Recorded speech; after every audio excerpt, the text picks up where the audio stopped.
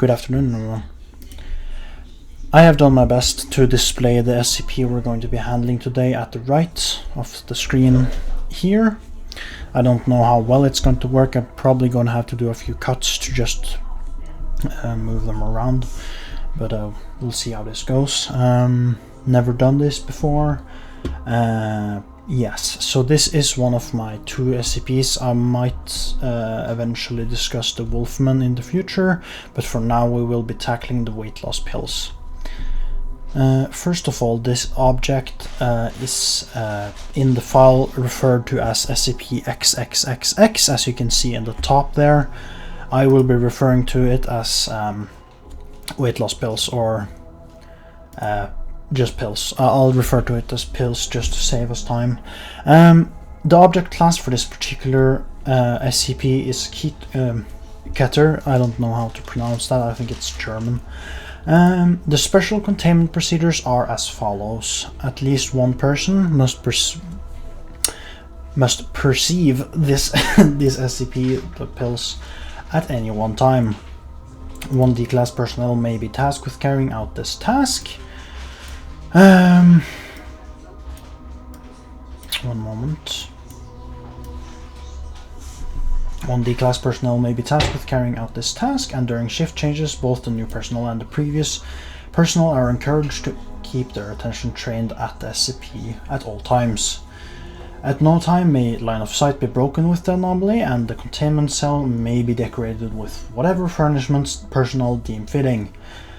However, no distractions may be present in the cell, so televisions, lava lamps and similar items which could and inevitably would interfere with the observation of the SCP is prohibited. During the extraction of SCP number 1 and any other items procured by SCP-XXXX, which is the main SCP, there is supposed to be, I have to rewrite this part right here. There is supposed to be a team of at least one personnel tasked with retrieving the item, and 2 people kept as security and surveillance of the SCP, of course. Yes, so any and all items procured by this SCP are supposed to be catalogued and stored before further testing can be commenced. SCP-1 are not supposed to be mixed with any other containers, or containers of them are not supposed to be mixed with containers that look similar. So if you have a container of other kinds of pills, you should not mix them with SCP-1. This is to prevent accidental consumption of SCP-1, of course, because it is, as we will get into later, pretty deadly. So, as soon as Foundation personnel are made aware of SCP-XXX2's manifestations, whose line with SCP-148, which is another one, are to be distributed to personnel actively working with SCP-XXX to ensure containment can continue. As a direct consequence of this containment procedure, personnel are required to take regular breaks from their SCP duties so long as SCP-2 is active. The description of this SCP is as follows. Our anomaly appears to be a humanoid figure measuring 200 centimeters in height. Every sighting of this particular SCP, both in containment and without, has seen the object dressed in a trench coat and a wide brim hat that obscures the SCP's face from view. Tests have shown that the anomaly's body is entirely unilluminable visible light. Infrared and other measuring equipment that are unreliant on light have been effective in observing the SCP object. However, this particular statement about the infrared light is actually a fluke, because this particular wavelength of light apparently does, or is able to still see the SCP for some reason. Anomalous, who knows.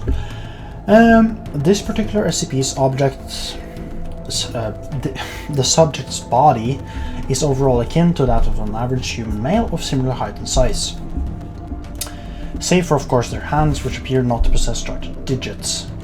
Instead, SCP our SCP, sports dagger-like claws.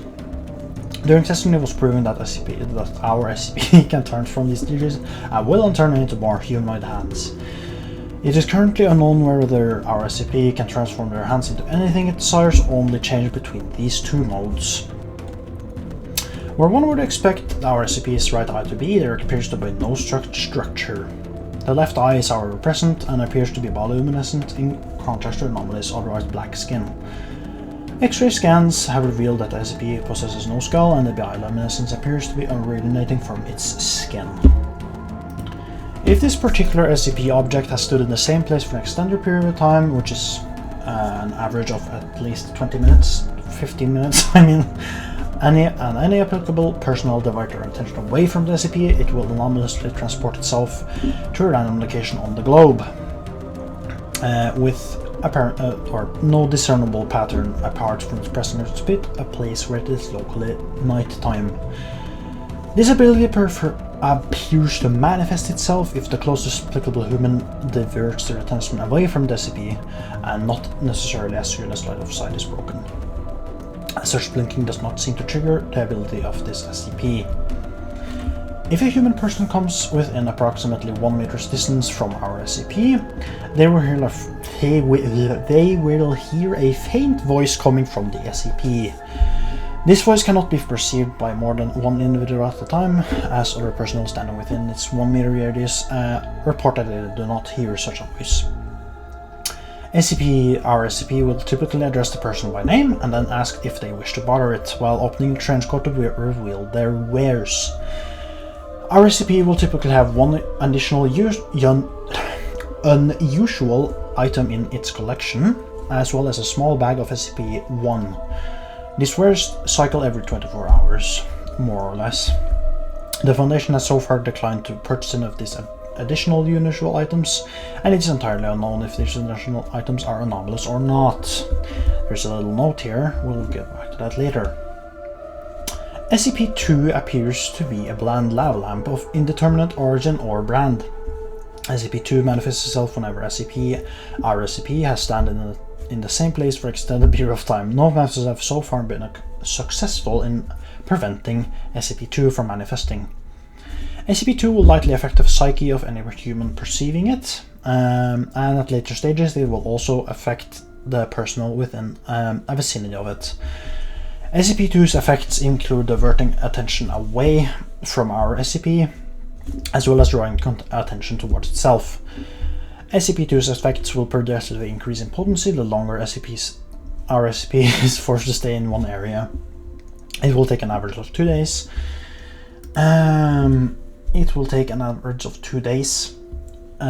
For human willpower to become insufficient in overcoming SCP-2's effects alone. Which is why we address this issue by offering the suits lined with SCP-148. SCP-2 will, however, overcome the protective effects of this SCP, even besides the protective properties of telekill alloy, given enough time. It is currently unknown how potent SCP-2 truly is, and there is little evidence currently suggesting that such a ceiling exists. The Foundation currently has no viable solutions or containment procedures which will allow containment of our activated SCP-2 and by proxy SCP XXX for more than a week at a time. Possible cost testing with other SCPs is currently pending O5 approval. So, regarding the pills themselves, they have the appearance of medical pills, being half-colored blue and white. These pills measure about 20 grams each and contain 3% sugar, 16% ammonia, and 81% assorted exotic matter. Testing has revealed that the pills taste like water and don't appear to have any adverse effects. The Foundation first came to know of SCP-1's effect on the human body when the nervous system and blood veins of this junior researcher, which we have conveniently blanked out for your viewing pleasure, or to keep up the suspense, was found on the floor of her office. this particular doctor or researcher had a history of drug abuse, and she was also pill-based daily medication. So after some examination, it was found that the way forward box of this SCP-1 was given to this junior researcher, and at the time there were no guidelines on how to mark containers of this SCP. Following this incident, of course, a series of Class D testing were authorized to document the effects of this pill or SCP-1. The results and procedures of these tests can be attached or found downwards in this document. So with that said, we will get into the amendments which we looked at earlier when it came to the -1 stuff. You see this little 4 right here. These have each other little amendment, which we'll get into in a short moment. So our first addendum, our SCP seems unwilling to answer any questions relating to its hands. That's when it came to question where it had clawed hands, or if it was just able to switch between clawed hands and humanoid hands. It is either unwilling to change its hands, or it is it is either unable or unwilling to change its hands. Upon the Foundation's acquisitions of this SCP object, it was thought that the white eye of this SCP was a form of cyborg implant of some sort, similar to a flashlight embedded into this creature's skin. This was later proven false when they started to prod around with metal detectors and stuff, because both the eye and the skin of this SCP are unanalyzable, and that leaves us only with potentials of theorizing. Yes, as I mentioned, the metal detectors and other instruments have given us reason to disbelieve that it is mechanical or metallic or electronic in origin. After 3 containment breaches done by this SCP, a substantial effort had to be made in order to relocate the anomaly after each breach.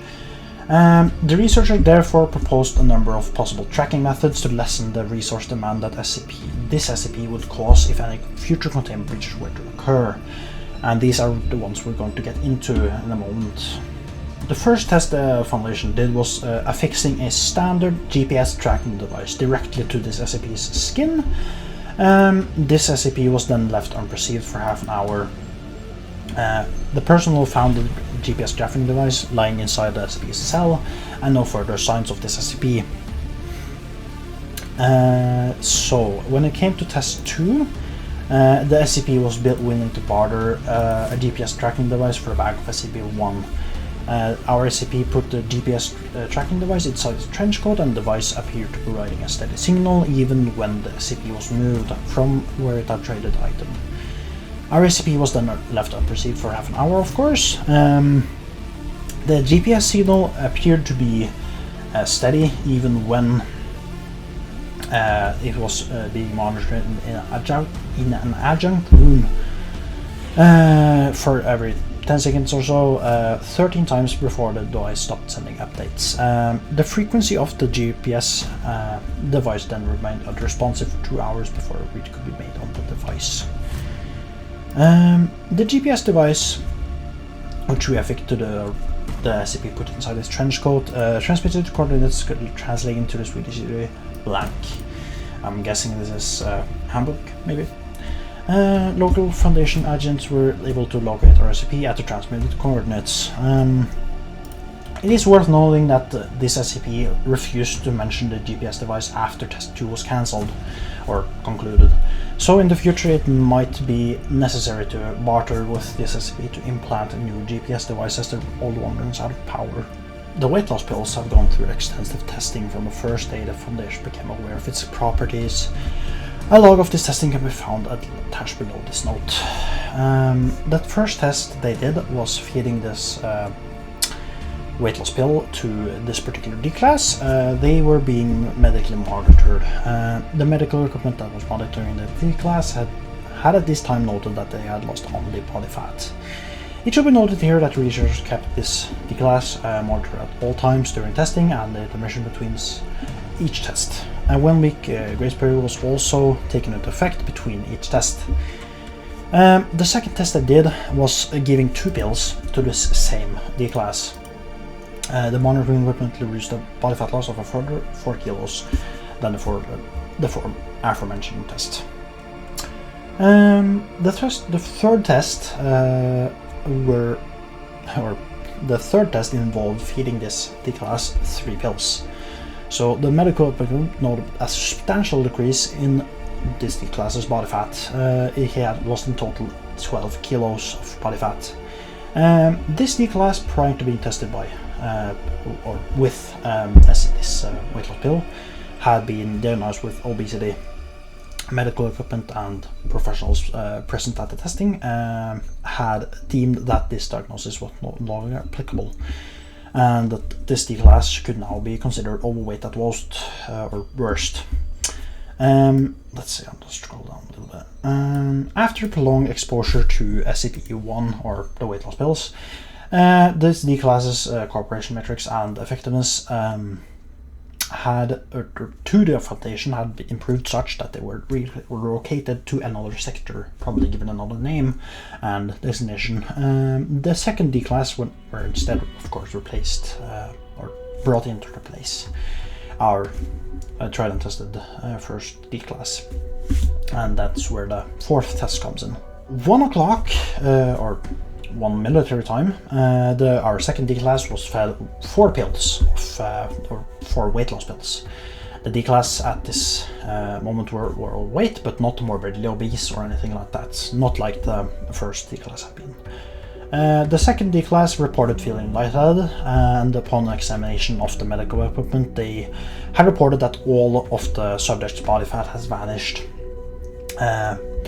After 15 seconds or 10 seconds past the previously mentioned complete loss of body fat, the D-class had fell unconscious, and the doctors present at the testing noted that they could see the D-class's body shrink in real time. And 15 further seconds, the medical equipment connected to the D-class stopped displaying usable information. The D-classes were now more looking like a mummy, and any visible muscles or anything like that, anything below the skin, not visible at all, mostly just skin covering up skeleton at this point. And a certain 5 seconds past this point, the skin of the D-class now disappeared. The D-class were of course no longer recognizable at this point, and the doctors present presumed he passed on at this point.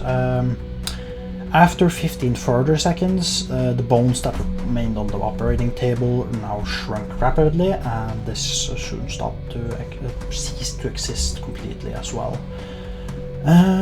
A further 20 seconds after this, the internal organs of this D-class had entirely disappeared.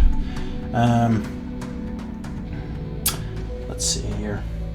Yeah, they had entirely vanished at this point, and all that remained at this moment was blood veins, a brain, and the entire nervous system of the D-class. A further 10 seconds, the entire nervous system, besides the brain of course, had disappeared or vanished. The brain had of course remained on the operating table, but it had substantially decreased in mass. For 10 seconds or 5 seconds, the brain had then completely disappeared. 3 unlisted doctors has requested amnestic treatment following this experiment. And another further document about earlier we mentioned when the Foundation became or acquisitioned this SCP object. It was first discovered in this redacted state in Germany. The Foundation personnel were first notified of the existence of this SCP when the state or German police reported that an illegal street vendor had anonymously vanished from the backseat of a patrol car, bringing the object in for questioning. At this point it was of course thought that this was a human, albeit with a rather black skin. of course. The police, given that they're such good investigators, they were able to produce a solid sketch and a detailed description of the SCP's appearance. Below this there is a footage recorded, or a written transcript of the Zulu 19, which were patrolling in Germany when they were surveying for signs of this SCP. It is worth noting that the Foundation were of course tipped off by the police at this point, and that's why they sent out Zulu 19. The team leader calls for a roll call, and the next moments of the recording included 4 MTF members confirming their equipment to be in working order.